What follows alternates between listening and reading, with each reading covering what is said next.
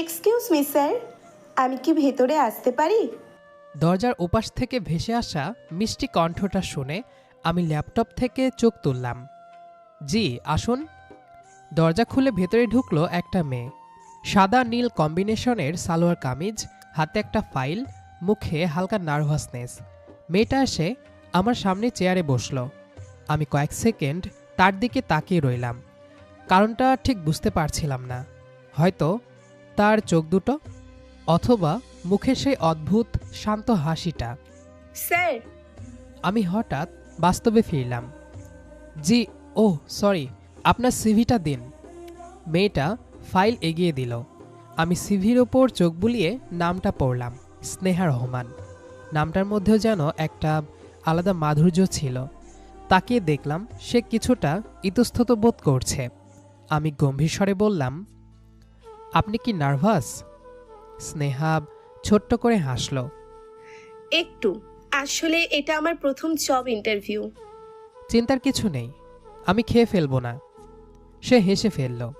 আর সেই হাসিটা দেখে আমার মনে হলো এই মেয়েটা হাসলে অফিসের সব টিউবলাইট বন্ধ করে দিলেও আলো কমবে না। আমি মনে মনে নিজেকে ধমক দিলাম। তারপর স্বাভাবিক হওয়ার চেষ্টা করলাম। আচ্ছা, আপনি নিজের সম্পর্কে কিছু বলুন।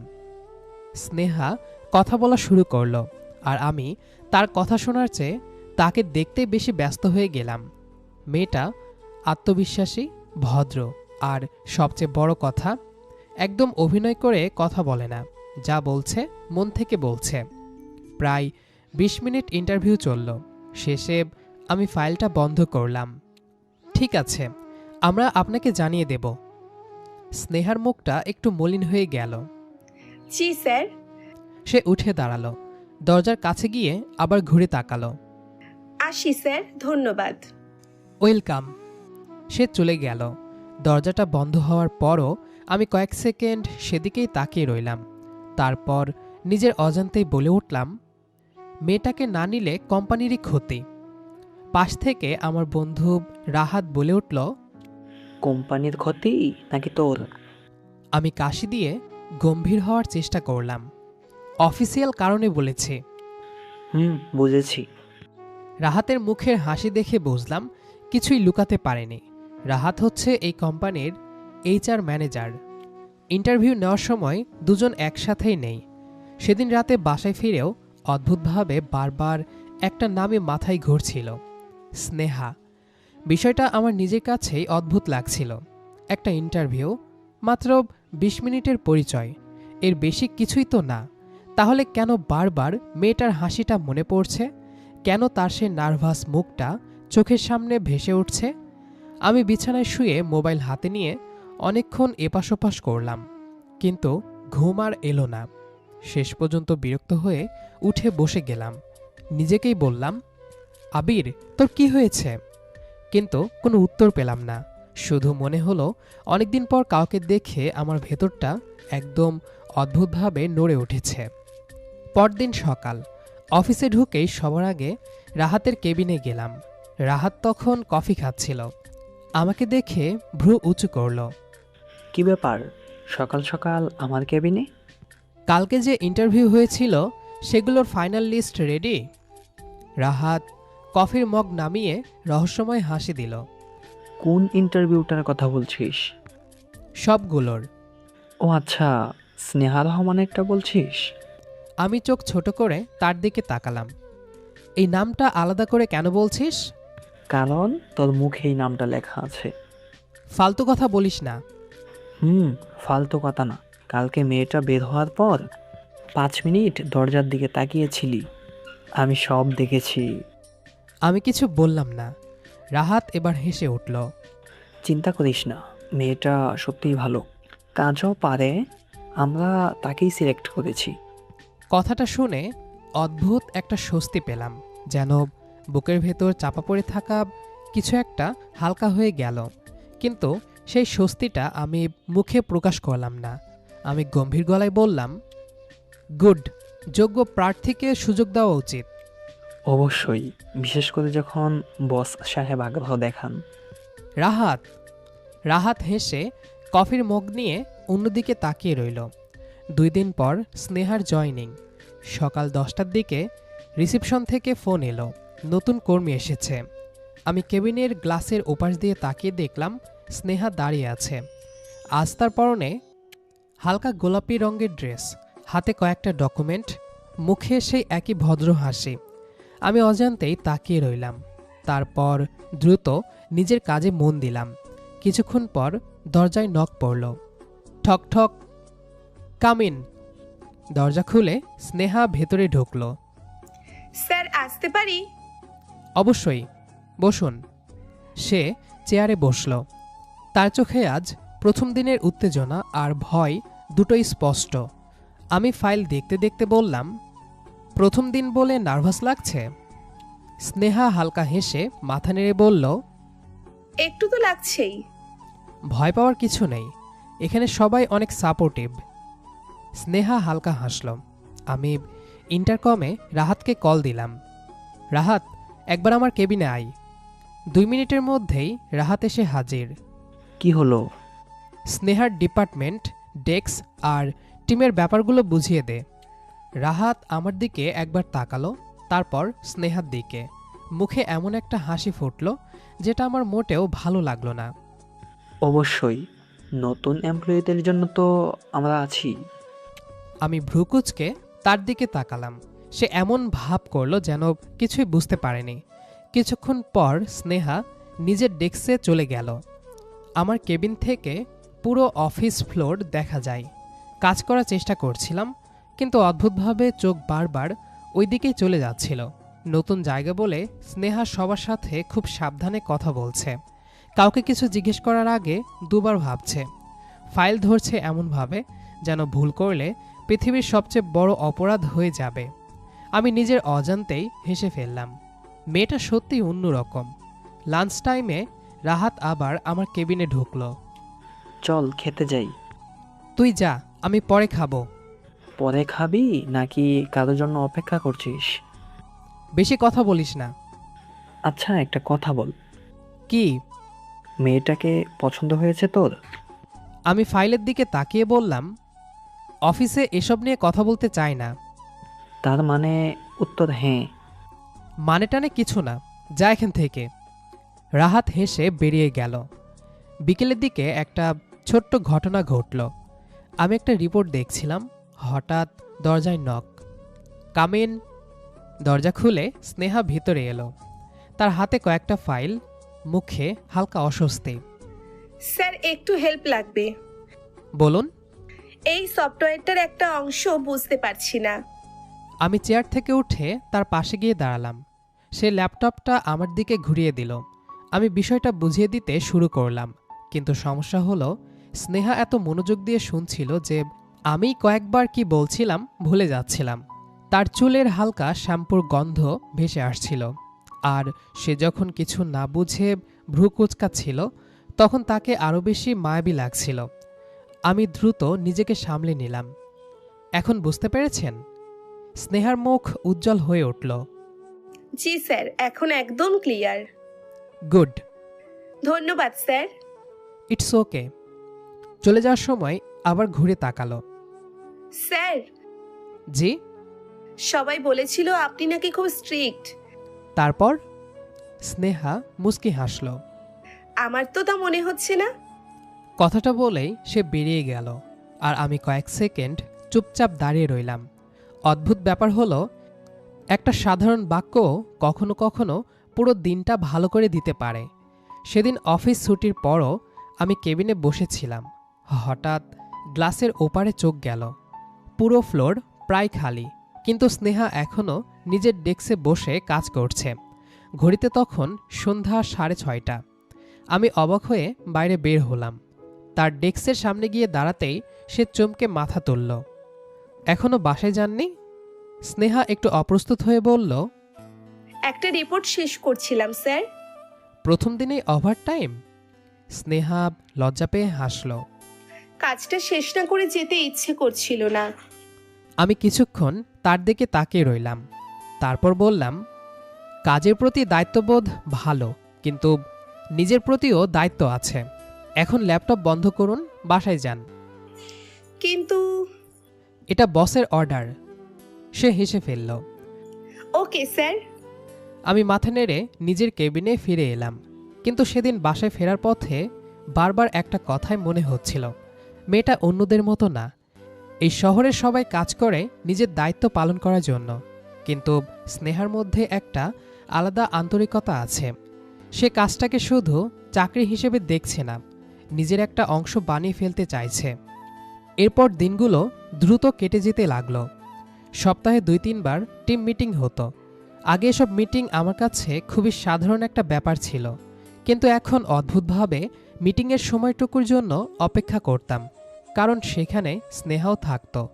কনফারেন্স রুমে সবাই যখন নিজেদের আইডিয়া শেয়ার করত, স্নেহা প্রথম দিকে খুব কম কথা বলতো, কিন্তু আমি লক্ষ্য করলাম সে চুপচাপ থাকলেও সবকিছু মন দিয়ে শোনে, আর যখন কোনো মতামত দেয় তখন সেটা ভেবেচিন্তেই দেয়। একদিন মিটিংয়ে একটা প্রজেক্ট নিয়ে আলোচনা হচ্ছিল। পুরো টিম একটা বিষয় নিয়ে আটকে ছিল।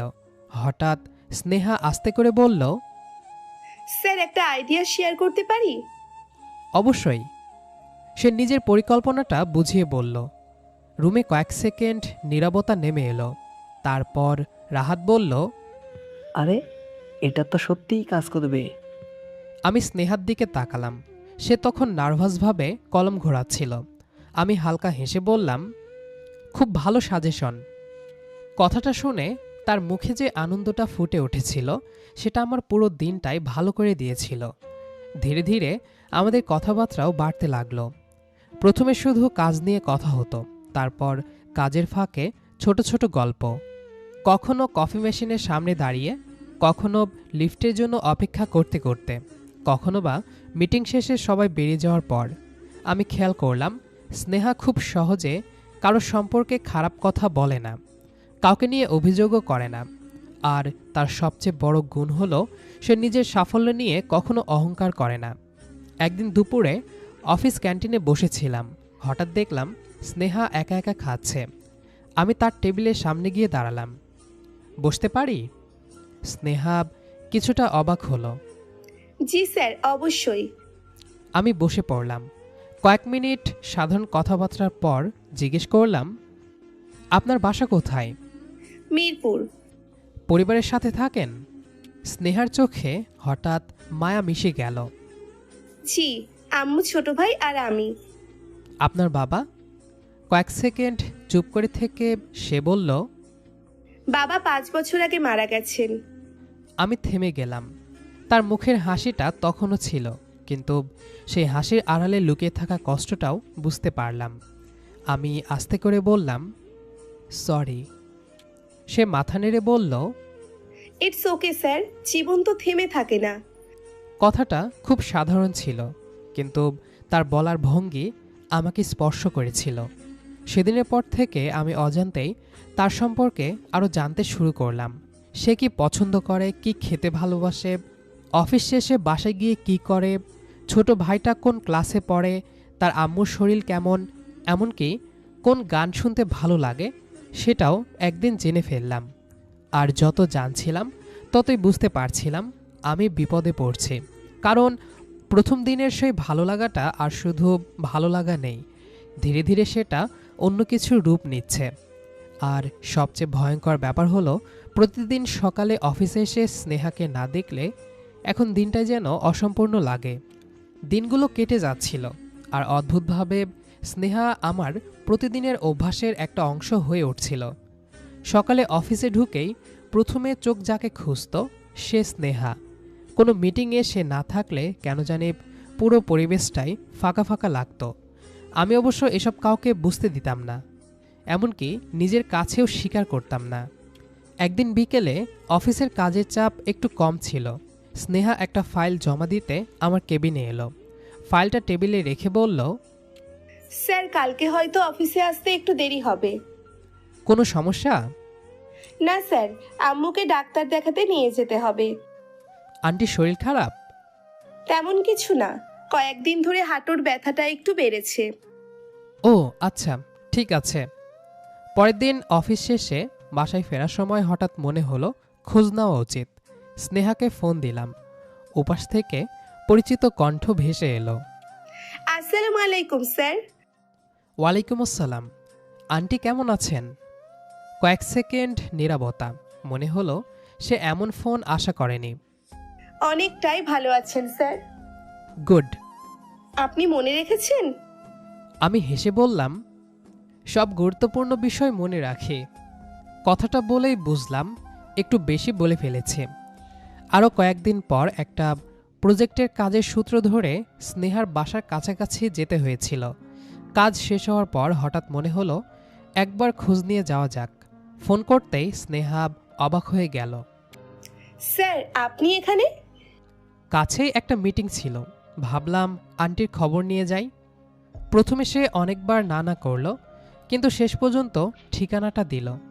ছোট্ট গোছানো একটা বাসা।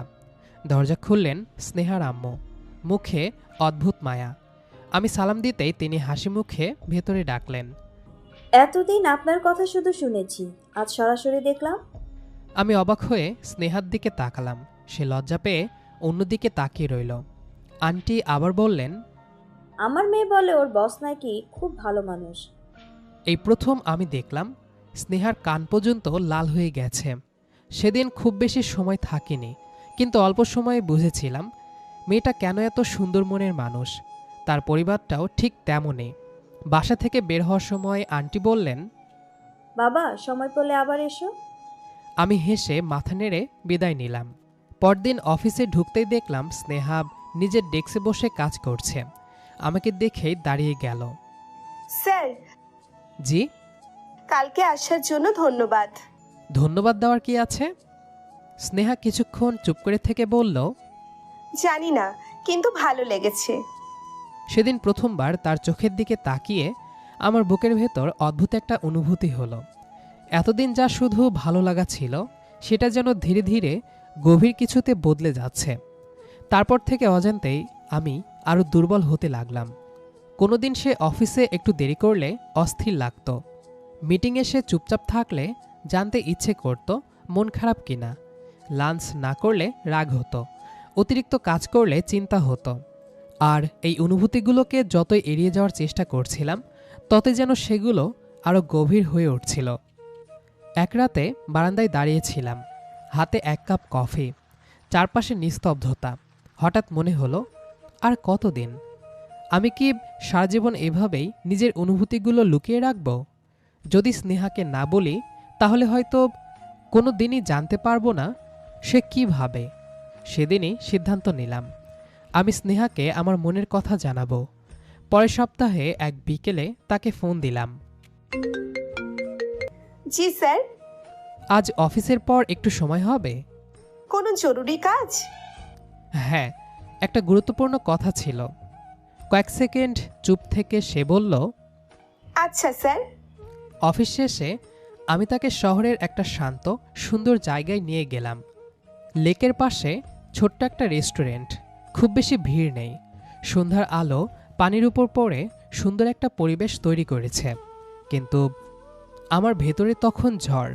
জীবনে অনেক বড় বড় সিদ্ধান্ত নিয়েছি, কিন্তু সেদিনের মতো নার্ভাস কখনো লাগেনি। কিছুক্ষণ নীরবতার পর আমি বললাম, স্নেহা, একটা কথা বলবো? জি স্যার। আমি গভীর নিঃশ্বাস নিলাম। আপনার বস হিসেবে নয়, একজন মানুষ হিসেবে বলছি। সে চুপচাপ তাকিয়ে রইল। আমি আপনাকে পছন্দ করি। স্নেহার চোখের পলক থেমে গেল।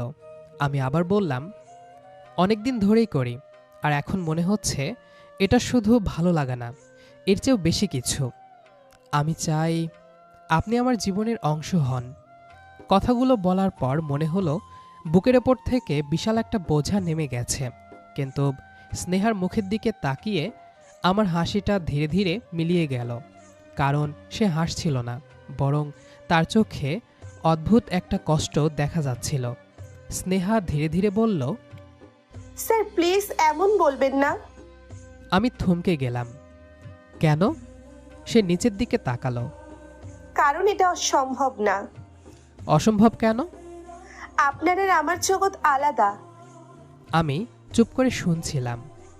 আপনি বড়লোক পরিবারের ছেলে, বড় কোম্পানির মালিক, আর আমি একজন সাধারণ মধ্যবিত্ত পরিবারের মেয়ে। আমাদের মধ্যে অনেক পার্থক্য। এসব আমার কাছে কোনো ব্যাপার না। স্নেহা মাথা নেড়ে বলল। কিন্তু আমার কাছে ব্যাপার। আমি তাকে অনেক বোঝানোর চেষ্টা করলাম। আমি মানুষকে দেখি, তার অবস্থানকে না। এটাও বললাম টাকার সাথে ভালোবাসার কোনো সম্পর্ক নেই, কিন্তু সে নিজের সিদ্ধান্তে অটল রইল। শেষে আস্তে করে বলল, আপনি খুব ভালো মানুষ স্যার, তাই চাই না পরে কোনোদিন আপনার জীবনের সমস্যার কারণ হই। আমাকে ক্ষমা করবেন, আপনি আমার থেকেও ভালো কাউকে রিজার্ভ করেন। সেদিন বাসায় ফেরার সময় জীবনে প্রথমবার নিজেকে এতটা অসহায় মনে হয়েছিল। তারপর কয়েক সপ্তাহ কেটে গেল। স্নেহা প্রতিদিন অফিসে আসতো, সব কাজ করত, সব মিটিংয়েও থাকতো, কিন্তু আমাদের মাঝখানে একটা অদৃশ্য দেওয়াল তৈরি হয়ে গিয়েছিল। আগে যেখানে ছোট ছোট বিষয়ে কথা হতো, এখন শুধু প্রয়োজনীয় কথাই হতো। আগে সে আমার কেবিনে এসে গল্পের ছলে কিছু জিজ্ঞেস করত, এখন ইমেইল করে। আগে চোখে চোখ পড়লে হাসতো, এখন দ্রুত অন্যদিকে তাকিয়ে নাই। আর আমি প্রতিদিন আরও অস্থির হয়ে উঠছিলাম। কাজে মন বসছিল না, রাতে ঘুম আসতো না, মিটিংয়ে মনোযোগ হারিয়ে ফেলতাম। কয়েকবার একই ফাইল ভুল করে সাইন করে ফেলেছে। একদিন দুপুরে রাহাত হঠাৎ আমার কেবিনে ঢুকে দরজা বন্ধ করে দিল। আমি ভ্রুকুচকে বললাম, কি হলো? রাহাত চেয়ার টেনে সামনে বসল। এবার সত্যিটা বল। কোন সত্যি? আমার সাথে অভিনয় করিস না। আমি চুপ রইলাম। তুই কয়েক মাস ধরে অন্য মানুষ হয়ে গেছিস। আরও বলল, অফিসে আছিস কিন্তু মন অন্য কোথাও। কি হয়েছে বল আমায়। আমি কিছুক্ষণ নীরবে বসে থাকলাম, তারপর দীর্ঘশ্বাস ফেললাম। হয়তো এতদিনে প্রথমবার কাউকে সব বলার প্রয়োজন অনুভব করছিলাম। আমি ধীরে ধীরে পুরো ঘটনাটা খুলে বললাম। প্রথম ইন্টারভিউ থেকে শুরু করে স্নেহার প্রতি আমার অনুভূতি, প্রপোজ করা আর তার প্রত্যাখ্যান, সব কিছু। সব শুনে রাহাত কয়েক মুহূর্ত চুপ করে রইল। তারপর ধীরে ধীরে বলল, জানিস আবির, কি? আমার মনে হয় না মেয়েটা তোকে অপছন্দ করে। আমি অবাক হয়ে তাকালাম। কখনো কখনো মানুষ ভালোবাসার কারণে না বলে না, ভয় থেকে না বলে। আর স্নেহার চোখে আমি ভয়টাই বেশি দেখছি। রাহাতের কথাটা শুনে আমি কিছুক্ষণ চুপ করে বসে রইলাম। তুই কি সত্যি তাই মনে করিস? রাহাত মাথা নেড়ে বলল, হ্যাঁ, যদি মেয়েটা তাকে অপছন্দ করত তাহলে অনেক আগেই দূরত্ব তৈরি করত। তাহলে এখন আমি কি করব? রাহাত চেয়ার থেকে উঠে দাঁড়ালো। খুব সহজ, প্রেমিকের মতো না, পরিবারের মানুষের মতো তার জীবনে ঢুক। আমি ভ্রুকুচকে তাকালাম। সোজা বিয়ের প্রস্তাব নিয়ে ওদের বাসায় যা, আন্টির সাথে কথা বল। তুই যদি সত্যি সিরিয়াস হস তাহলে আর লুকিয়ে লাভ নেই। আমি কিছুক্ষণ চুপ করে থেকে বললাম, তুই যাবি আমার সাথে? রাহাত হেসে বলল, শুরু থেকে আমি আছি, শেষ পর্যন্ত থাকবো। পরে কয়েকদিন আমি অনেক ভেবেছি, তারপর একদিন সিদ্ধান্ত নিয়ে ফেললাম যে যাব। ফল আর মিষ্টি নিয়ে আমি আর রাহাত স্নেহাদের বাসার সামনে দাঁড়িয়ে আছি। কলিং বেল চাপতেই দরজা খুললেন আন্টি। আমাদের দেখে তিনি অবাক হলেও হাসি মুখে ভেতরে ডাকলেন। আরে বাবা, এসো এসো। আমি আর রাহাত ড্রয়িং রুমে বসলাম। কিছুক্ষণ সাধারণ কথাবার্তার পর আমার বুকের ভেতরটা আবার অস্থির হয়ে উঠল। শেষ পর্যন্ত সাহস করে বলেই ফেললাম, আন্টি, আজ একটা বিশেষ কারণে এসেছি। তিনি কৌতূহলী চোখে তাকালেন। আমি গভীর শ্বাস নিলাম। আমি স্নেহাকে বিয়ে করতে চাই। কথাটা শুনে পুরো ঘর কয়েক সেকেন্ডের জন্য নিস্তব্ধ হয়ে গেল। আন্টি ধীরে ধীরে স্নেহার দিকে তাকালেন। স্নেহা মাথা নিচু করে বসে আছে। আন্টি আবার আমার দিকে তাকালেন। বাবা, তুমি যা বলছো সেটা কি ভেবে বলছো? আমি বিন্দুমাত্র দেরি না করে বললাম, অনেক ভেবেই বলছি। তিনি চুপ করে রইলেন। আমি আবার বললাম, আমি জানি আমাদের পারিবারিক অবস্থার পার্থক্য আছে, কিন্তু আমি স্নেহাকে তার অবস্থানের জন্য ভালোবাসিনি। আমি তাকে ভালোবেসেছি তার মানুষটাকে। পাশ থেকে রাহাতও বলল, আন্টি, আমি আবিরকে অনেক বছর ধরে চিনি। ও যা বলছে মন থেকে বলছে। আন্টি দীর্ঘশ্বাস ফেললেন। আমি আবার বললাম, আমি কথা দিচ্ছি স্নেহার কোনো স্বপ্ন ভাঙতে দেব না, তাকে কখনো একা ফেলে যাব না। আমার কথাগুলো শুনে আন্টির চোখ ভিজে উঠল। কিছুক্ষণ পর তিনি আস্তে করে বললেন, আমার আপত্তি নেই বাবা। আমার বুকের ভেতরটা ধক করে উঠল। আন্টি হালকা হেসে বললেন, কিন্তু শেষ সিদ্ধান্ত আমার মেয়ের। ঘরে উপস্থিত সবাই একসাথে স্নেহার দিকে তাকালাম। স্নেহা তখনও মাথা নিচু করে বসে আছে। কয়েক মুহূর্ত পর সে ধীরে ধীরে মাথা তুলল। আমাদের চোখাচোখি হলো। আমি কিছু বললাম না, শুধু তাকিয়ে রইলাম। স্নেহার চোখ দুটো ভিজে উঠেছে। সে কিছুক্ষণ আমার দিকে তাকিয়ে থেকে আস্তে করে বলল, যদি আম্মু রাজি থাকেন তাহলে আমারও আপত্তি নেই। কথাটা শোনার পর মনে হলো পৃথিবীর সব শব্দ হঠাৎ থেমে গেছে। শুধু বুকের ভেতর হৃৎস্পন্দনের শব্দ শুনতে পাচ্ছিলাম। রাহাত সবার আগে হেসে উঠল। তারপর শুরু হলো দুই পরিবারের আনুষ্ঠানিক কথাবার্তা। কয়েক সপ্তাহের মধ্যেই আংটি বদল, আত্মীয়দের আসা যাওয়া, শপিং, হাসি আনন্দে চারপাশ ভরে উঠল। স্নেহা আর আমি খুব বেশি কথা বলতাম না, কিন্তু আমাদের চোখের ভাষায় অনেক কিছু বলে দিত। অবশেষে নির্ধারিত দিনে পারিবারিকভাবেই আমাদের বিয়ে সম্পূর্ণ হলো। বিয়ের সব আনুষ্ঠানিকতা শেষ হতে হতে রাত অনেক হয়ে গেছে। সারাদিনের ব্যস্ততা, আত্মীয় স্বজনের ভিড়, হাসি আনন্দের পর অবশেষে আমি নিজের ঘরের দরজার সামনে এসে দাঁড়ালাম।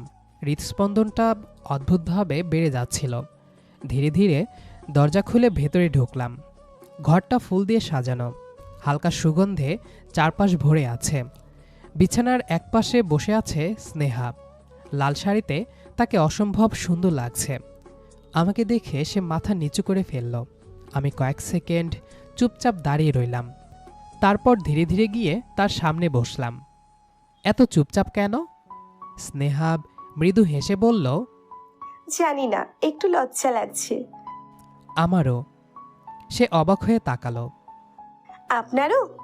অবশ্যই, আজকে তো আমার জীবনের সবচেয়ে গুরুত্বপূর্ণ রাত। স্নেহার ঠোঁটের কোণে ছোট্ট একটা হাসি ফুটে উঠল। কিছুক্ষণ দুজনেই নীরব। তারপর আমি আস্তে করে বললাম, একটা কথা বলি। বলুন। প্রথম দিন ইন্টারভিউ দিতে এসে যখন আমার সামনে বসেছিলে, তখন ভাবিনি একদিন তুমি আমার স্ত্রী হবে। স্নেহা হেসে ফেলল। আমিও ভাবিনি আমার বস একদিন আমার স্বামী হবে। আর এখন? এখন মনে হচ্ছে আল্লাহ খুব সুন্দর একটা গল্প লিখে রেখেছিলেন। কথাটা শুনে আমার বুকটা ভরে গেল। আমি ধীরে ধীরে তার হাতটা নিজের হাতে নিলাম। ধন্যবাদ। কিসের জন্য? আমার জীবনে আসার জন্য। স্নেহার চোখ দুটো চিকচিক করে উঠল। সে আস্তে করে বলল, আমাকেও ধন্যবাদ দেওয়া উচিত, কারণ আপনি আমার ভয়গুলোকে ভালোবাসা দিয়ে হারিয়ে দিয়েছেন। আমি মুচকি হেসে তার কপালে আলতো করে একটা চুমু দিলাম। স্নেহা লজ্জায় চোখ বন্ধ করে ফেলল। ঘরের নীরবতা তখন আর অস্বস্তিকর লাগছিল না, বরং মনে হচ্ছিল এই নীরবতার মধ্যেই হাজারটা কথা লুকিয়ে আছে। আমি ধীরে ধীরে তাকে নিজের কাছে টেনে নিলাম। স্নেহা মাথা রেখে দিল আমার কাঁধে। একটা প্রতিশ্রুতি দিব। কি? জীবনের যে অবস্থাতেই থাকি, তোমার হাত কখনো ছাড়ব না। স্নেহা আমার দিকে তাকিয়ে মৃদুস্বরে বলল, আমিও। বাইরে তখন গভীর রাত, আর ঘরের ভেতরে দুজন মানুষের নতুন জীবনের শুরু। ভালোবাসা, বিশ্বাস আর একসাথে পথ চলার প্রতিশ্রুতি নিয়ে। স্নেহা আর আমার এই ছোট্ট মিষ্টি জীবনের গল্পটা তো আপনারা শুনলেন। কখনো কখনো জীবনের সবচেয়ে সুন্দর অধ্যায়গুলো একদম সাধারণ কিছু মুহূর্ত থেকেই শুরু হয়, যেমনটা আমাদের হয়েছিল। অফিসের সে ব্যস্ত দিনগুলো থেকে শুরু করে আজকের এই একসাথে পথ চলা, পুরো জার্নিটাতেই আপনাদের পাশে পেয়ে খুব ভালো লেগেছে। গল্পটা যদি আপনাদের মনের কোথাও একটু দোলা দিয়ে থাকে, তাহলে ঝটপট একটা লাইক দিন, আর কেমন লাগলো তা কমেন্ট করে আমাদের জানাতে একদম ভুলবেন না কিন্তু। আপনাদের এক একটি মন্তব্য আমাদের ভীষণ অনুপ্রেরণা দেয়। আর হ্যাঁ, এই আদুরে ভালোবাসার গল্পটি যদি আপনার বন্ধুদের সাথেও ভাগ করে নিতে চান, তবে এখনই শেয়ার করে দিন। আমাদের এমন আরও সুন্দর সুন্দর গল্পের অংশ হতে এখনই চ্যানেলটি সাবস্ক্রাইব করে রাখুন এবং পাশে থাকা বেল আইকনটি অন করে দিন। আজ তবে আসি।